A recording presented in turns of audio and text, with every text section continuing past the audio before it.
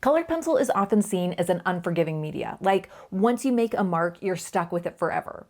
But what if I told you that with the right techniques, any slip up could be fixed, even the ones that feel hopeless? Hey, I'm Lana Glowshot, and in this video, I'm going to share with you exactly how to recover from common colored pencil slip ups, smudges, wrong colors, and overworked areas. And I won't stop there. I'll go on and share some game-changing strategies on how you can avoid these mistakes in the first place. The first strategy that I'm going to teach you takes advantage of one of colored pencil's greatest strengths: layering.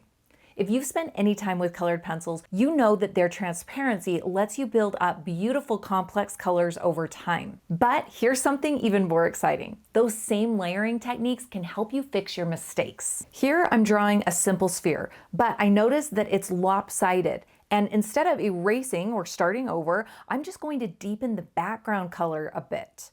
The darker layer reshapes the edges of my sphere. No panic, no eraser, just a strategic layer. And layering doesn't just fix your shapes, it can fix your colors too. In this sketch, I started with just 3 Derwent Lightfast colored pencils: Strawberry, Golden Sun, and Pacific Blue.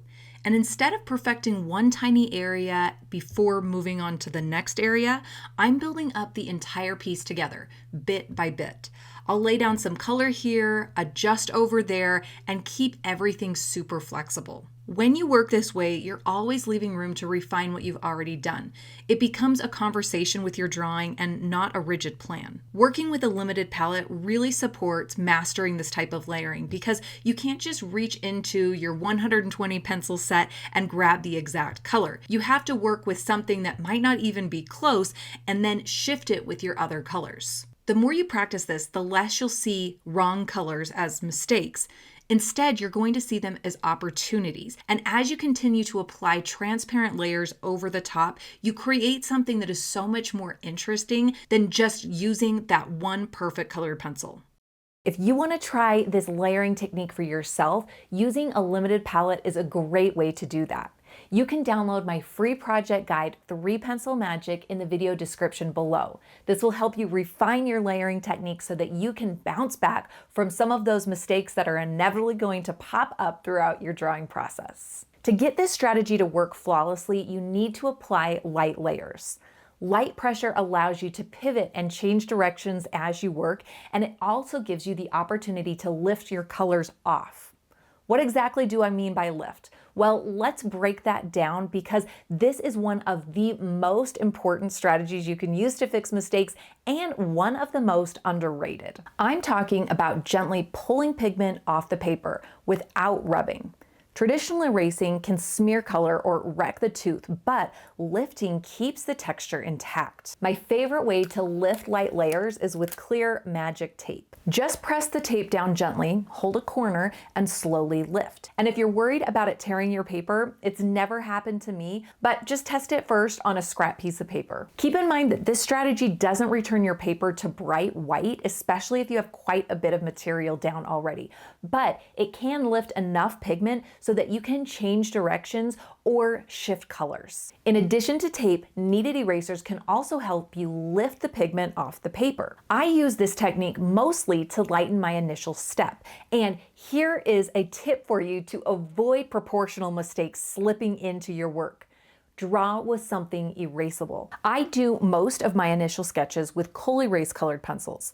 Yes, these are colored pencils that erase. I love the freedom that they give me in the early stages of a drawing, and the color blends into my final colored pencil drawing so much better than graphite does. You don't need a ton of these. I only have 2, a pink and a red, and that's all I've ever needed. I have a coupon down in the video description if you're new to these pencils and you want to give them a try. Now, lifting works well on light layers, but what happens if you have a lot of pigment down? Well, it's time to bring out the big guns. Have you ever used an electric eraser? This little USB-powered tool can cut through layers and nearly get you back to the white of the paper. It has saved me on more than one occasion, but these are harder on your paper and much more aggressive than lifting techniques. So use them sparingly and make sure that you're comfortable with what they do before you bring them into a drawing that you have spent a ton of time on. Another tool that I love for removing heavier layers is the Mono Zero eraser. It doesn't have the same power as an electric eraser, but it offers more precision. you'll need to use firm pressure and go over the area a few times to lift the color. And sometimes this still won't be precise enough, so you might need to come in with more colored pencil, as I'm doing here. I especially like this smaller eraser for bringing back highlights in light areas where the electric eraser can feel a little bulky or hard to control. I've used it to refine hair texture, pull out subtle highlights, and even bring elements of the drawing back in that I have lost. Mastering erasing and layering can take you a long way, but there are still going to be some shapes and colors that you can't completely remove, and that's okay. When you get into these situations, I'm going to ask you to begin reimagining your vision for this piece. Open your mind, let go of what you thought the piece would turn out like, and allow it to become something else. One way to do this is by incorporating the mistake into your piece. So one solution could be shifting your mark. Maybe you add in some bold, expressive marks with your pencil and get into the scribble all over the page. Or if a color doesn't feel quite right, maybe you shift the entire color scheme of the piece and lean into that wrong color. And of course, there's always the bold move of cropping. All of these solutions are big decisions, so take a moment and allow these ideas to live in your imagination for a little while. You can use a couple pieces of paper to test out a crop, or you can upload your photo into a photo editing software and play around with new color combinations. But eventually you are going to have to execute your vision. And this can be scary because there is no guarantee that your idea is going to work out the way you planned. In this piece, I originally started with just a few colors and planned to stick with that limited palette. But as I began blending out the background, it was turning out way too green and too similar to the surface beneath the tomatoes. So I decided to shift directions. I used a blending pen to soften the area, and then I added a light gray pencil to tone down the greens. Neither the blending pen nor the gray pencil were part of my original plan, but I'm glad I followed my instincts because the shift allowed me to compensate for the mistake of allowing my background to get too green. Loosening up the way that you think about your art doesn't just help you fix mistakes, it helps you avoid them altogether. Most colored pencil artists I meet spend all their time on one big ambitious piece and then they move on to the next one. Now, there's nothing wrong with taking on ambitious projects, but when every piece feels like it needs to become a masterpiece, most of your energy goes into polishing and refining little details and not into planning, sketching, or experimenting. Here's one of those tips that I promised to you about avoiding mistakes. Spend more time drawing. Not those full finished pieces, just quick sketches from life, photos, or whatever's around you.